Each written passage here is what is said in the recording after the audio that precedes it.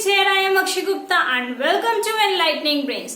तो जैसे कि अपने अपनी लास्ट वीडियो में उच्चारण की दृष्टि से और लेखन की दृष्टि से वर्णों को डिस्टिंग्विश करा है, आज हम लोग देखते हैं कि वर्णों का उच्चारण स्थान की हम लोग कौन सा वर्ण किस जगह से बोलते हैं। देखिए, तो हमारा जो पहला आता है कंठ। कंठ से हम लोग अ, आ, अह, क, ख, ग, घ, ड और ह, जिसे हम कवर भी बोलते हैं। अब आप एक काम करिए, अपने गले पर हाथ लगाइए और यहां से इन सबको बोलिए क, ख, ग, घ। आपको यहाँ पर वाइब्रेशंस दिखेंगी। तो जब आप लोग बोलोगे तो इसका मतलब क्या है कि हम लोग ये जो सारी चीजें अ, क, ख, ग, घ, ड, ये सब चीज हम लोग अपने गले से, कंठ से बोल रहे हैं। ओके, चलते हैं नेक्स्ट पे। ई, च, छ, ज, झ, ण, य और श, जिसको हम चवर्ग भी बोलते हैं। इन सब चीजों को यहां से लेके यहां तक हम इसको चवर्ग बोलते हैं, इसको हम लोग कवर्ग बोलते हैं। देखिए, अगर अब आप इन सब चीजों को बोलो तो आपकी जीभ ऊपर तालव्य पे, जो ऊपर वाला एरिया होता है, उस पे टच होगी। करके देखते हैं। च, छ, ज, झ, ई, बड़ी ई, ये सब चीज।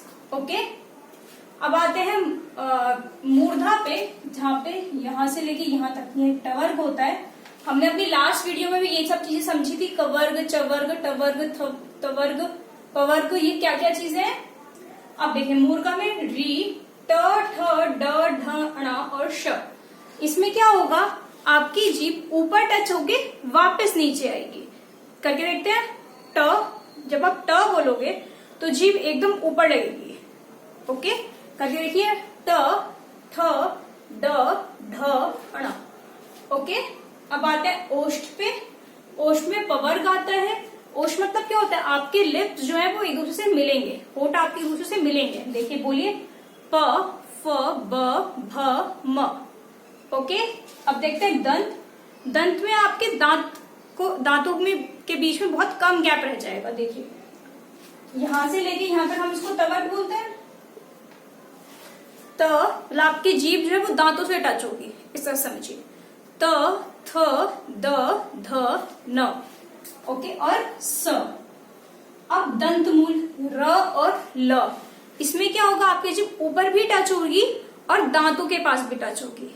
बोल के देखिए, र और ल, ऊपर भी टच होगी और दांतों पे भी टच होगी। तब ये वाले दो वर्ड आएंगे, र और ल। अब दंत प्लस ओष्ठ, दांत में भी टच होगी और आपके होठ भी बहुत हल्के से मिलेंगे।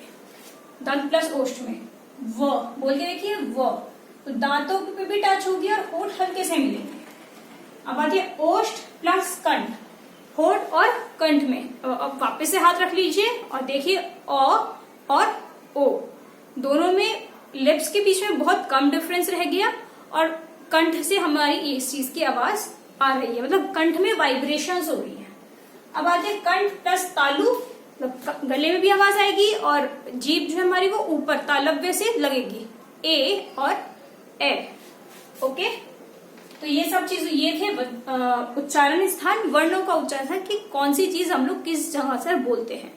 ये बहुत बार पेपर में आता है, तो इसको बहुत अच्छी तरह से समझ लेना, because I think so her paper में ही क्वेश्चन आ जाता है कि श कहां से बोला जाता है या स कहां से बोला जाता है। ओके, चलिए, तो अब देखते हैं नेक्स्ट चीज। हम लोग स्वर और व्यंजन पढ़ रहे हैं। अब स्वर के कितने टाइप्स होते हैं और व्यंजन के कितने टाइप्स होते हैं, इसको समझते हैं। आज स्वर को समझते हैं, व्यंजन अपनी नेक्स्ट वीडियो में करेंगे। देखिए, स्वर के तीन तरह के प्रकार है, ह्रस्व स्वर, दीर्घ स्वर और प्लुत स्वर। ह्रस्व स्वर में क्या होता है, ये सबसे कम टाइम लेता है उच्चारण में और ये केवल 4 ही होते हैं, इनमें कोई मात्रा नहीं होती। मैं दोबारा रिपीट करती हूँ, ह्रस्व स्वर में कोई भी मात्रा नहीं होती, सबसे कम टाइम लेते हैं उच्चारण में और कभी भी टूटते नहीं है। अब देखिए, ये अ है, इसको आप कैसे तोड़ोगे, नहीं टूट सकता ना, ये नहीं टूट सकता। ई, उ और री, टोटल ये हमेशा ही 4 होते हैं। तो ह्रस्व स्वर की यहाँ पे लिख लेते हैं। ह्रस्व स्वर की 3 विशेषताएं हैं। पहली क्या हुई, टूटेंगे नहीं। दूसरी हुई मात्रा नहीं होती, कोई मात्रा नहीं, और तीसरा हुआ सबसे कम समय लेते हैं, सबसे कम समय लेते हैं, उच्चारण में सबसे कम समय लेते हैं। ओके, अब चलते अपने दीर्घ स्वर पर। दीर्घ स्वर में थोड़ा ज्यादा टाइम लेगा ह्रस्व स्वर से, इसमें मात्रा भी होती है और ये टूटता भी है। ओके, तो दीर्घ स्वर मान लेते हैं।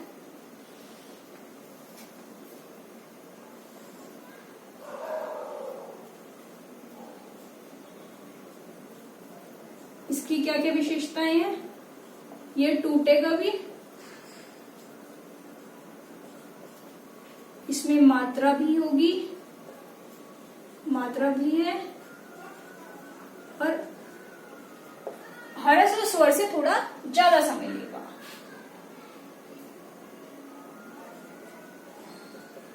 ह्रस्व स्वर से उच्चारण में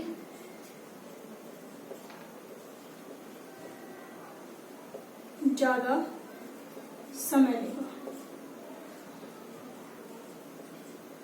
ओके, देखिए तो ये 7 होते हैं, आ, ई, उ, ए, ओ और ओ। अब देखिए जो ये आ है, हमने बोला ना टूटेगा भी और मात्रा भी है। देखिए मात्रा तो ये आ गई, अब कैसे टूटेगा? तो ये टूटेगा अ और अ में। ई में मात्रा भी है, टूटेगा भी ई और ई। ओ में भी मात्रा है, ओ और ओ। ए में अ और ई, इसमें अ और ई मिलाएंगे तो ए बन जाएगा हमारा, और ये वाला ए, अगर हम इन दोनों को जोड़ते हैं ए और ए को, तो एनक वाला ए बन जाता है। अ को मिलाते हैं तो अ प्लस उ करेंगे तो अ बन जाएगा, और औ बनाना है तो अ प्लस ओ बनाना है। ये अ औरत वाला है तो इससे ये अ प्लस ओ से बन जाएगा। ओके, अब लास्ट बस हमारा पलूत स्वर। पलूत स्वर होता है केवल एक, ओम। अब देखिए इसमें 3 मात्राएं होती हैं, मतलब क्या हुआ? एक तो ये ओ है, उसके बाद एक मात्रा ये हो गई और दूसरी मात्रा ये हो गई। इसका प्रयोग हिंदी में नहीं होता, केवल संस्कृत में होता है। ओके, और उच्चारण में सबसे ज्यादा टाइम लेता है पलूत स्वर, सबसे कम टाइम ह्रस्व स्वर, उससे थोड़ा ज्यादा दीर्घ स्वर, और सबसे ज्यादा पलूत स्वर। ओके, इसमें केवल एक होता है और ओम। ओके, अब देखिए हम लोग अब तक पढ़ते आ रहे हैं कि स्वर हमारे 11 होते हैं। देख लेते हैं, ह्रस्व स्वर 4 है और दीर्घ स्वर 7 है, तो 7 और 4 11। पलूत स्वर हम लोग काउंट नहीं करते हैं, क्योंकि पलूत स्वर किसमें काम आता है? संस्कृत में। ओके, तो आज हम लोगों ने उच्चारण स्थान, वर्णों का उच्चारण, कौन सा वर्ण कहाँ से बोला जाता है वो चीज समझा, और स्वर समझा कि स्वर के कितने भेद होते हैं। Okay, thank you. तो नेक्स्ट वीडियो में मिलते हैं जिसमें हम लोग व्यंजन करेंगे, व्यंजन के टाइप्स। Okay, thank you.